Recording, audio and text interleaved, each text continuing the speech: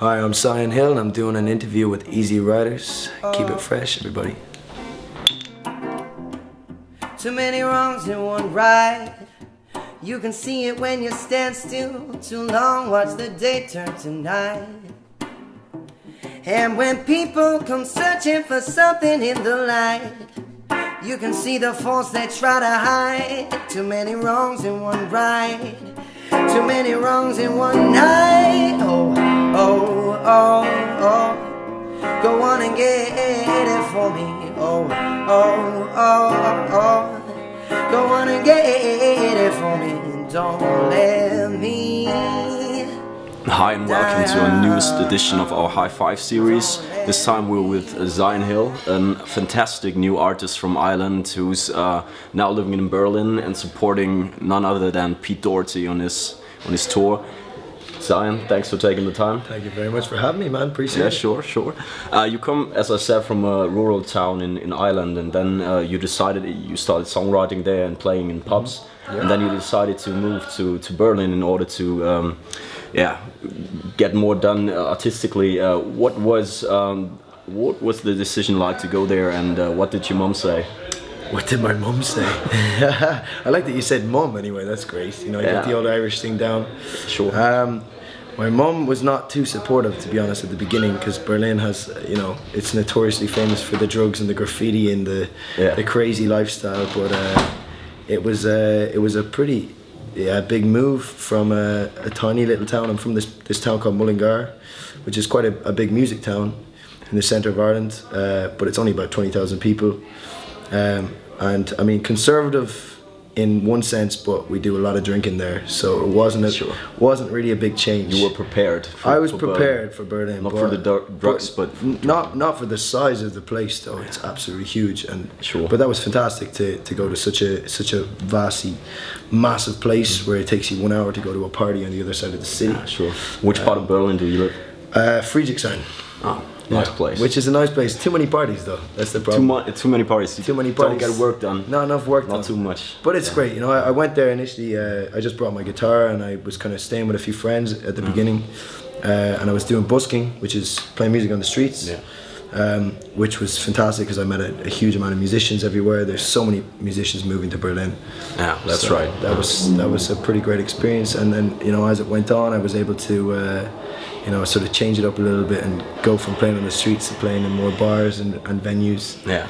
And now I'm playing on tour, which is pretty fantastic. Which is awesome. Yeah. And we should start talking about your music because your style is very specific. You mix a lot of soul with, I think, bluesy elements. Jazz is a part of your of your work, and also very edgy, old school rock and roll parts. Of course. And of course, I have to ask that question because every musician has its idols. And what were your musical inspirations creating your own sound, and especially when it comes to songwriting? Well, to be honest, it's actually none of those. I got into playing music by watching Drake and Josh, that TV show. I'm sure you've seen it. Stretch. Completely different style of music, and I was listening to Green Day at the time when I was about 11 or 12 years old. So you know, I got a little guitar and I was learning all these Green Day songs, and then I started writing these sort of Green Day-esque songs. You know, Dear Mother kind of thing. I hate you so much. I hate school. All that bullshit. And as it went on, it progressed. Obviously, I changed my musical taste, and my style developed, and I got really into soul and a lot of 60s and 70s music. So you know, my inspiration changed a lot. It started off with this punk, you know, Blink-182, Green Day thing, and it progressed as I went on. I got a lot into Led Zeppelin, and Bob Dylan is a big influence to me. Sure. But also at the moment, I'm really digging a lot of hip hop music, and I think that's kind of shown a little bit in a few of my songs, which is kind of cool. Are you thinking about rapping too? I'm thinking about rapping, but no, I'm not a rapper. You know, as they say. Yeah, and yeah, we were talking about the music. Now we have to talk about your record deal, because that's the major part that boosted your career. You signed with Cloud Hill last September. Clouds Hill, last September. Yeah. And now you're working with Johan Scherer, who is also producing Pete Doherty from the same label. Yeah. And how is it for you to let someone into your inner songwriting circle and not write alone, but to have someone who has his opinion and say, maybe do it that way?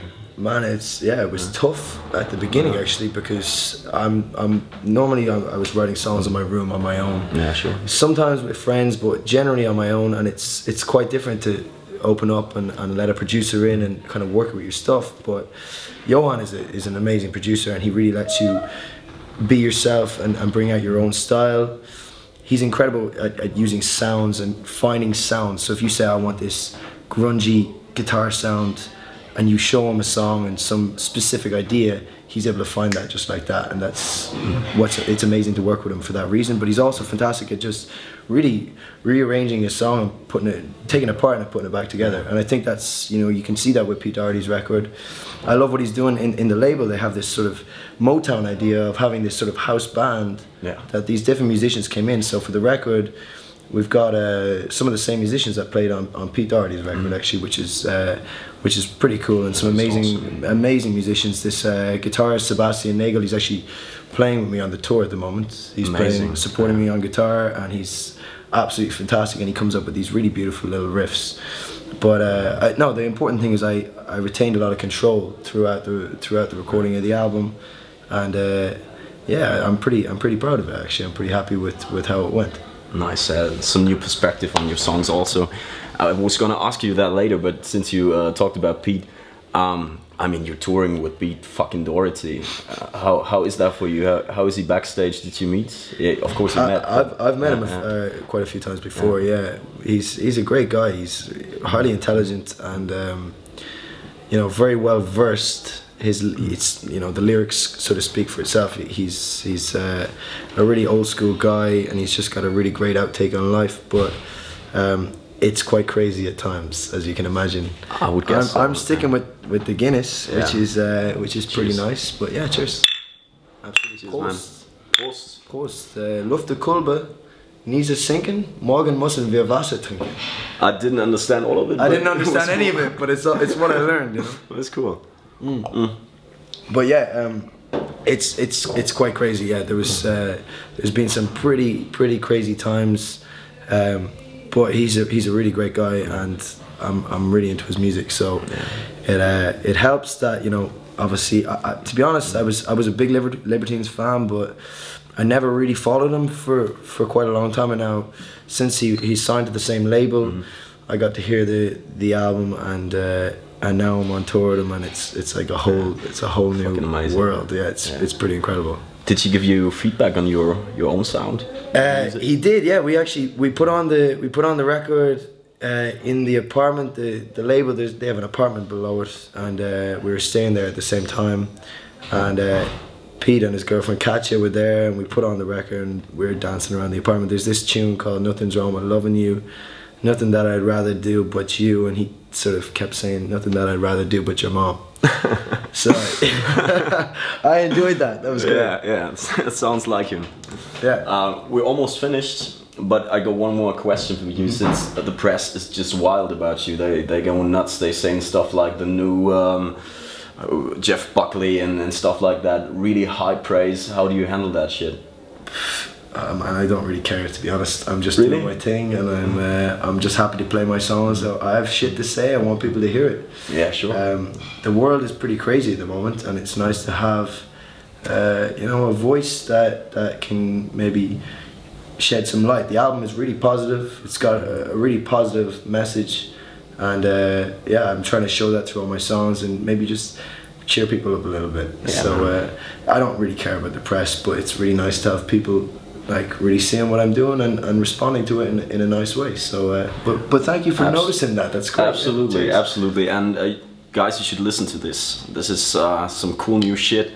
And if you haven't already listened to this, you need to. Your album is coming out when? Elephant is the title? Elephant, it's out later this year, August or September. I haven't really decided on a date yet, because I'm pretty busy in the summer. I'm going to the States. I'm going to be touring around. But yeah, keep an eye out anyway, you know. Yeah, call us when you come back. I will. We'll do another one. I will, and absolutely. Thank you very much. High five. It was a pleasure, man. Cut. Don't let me down.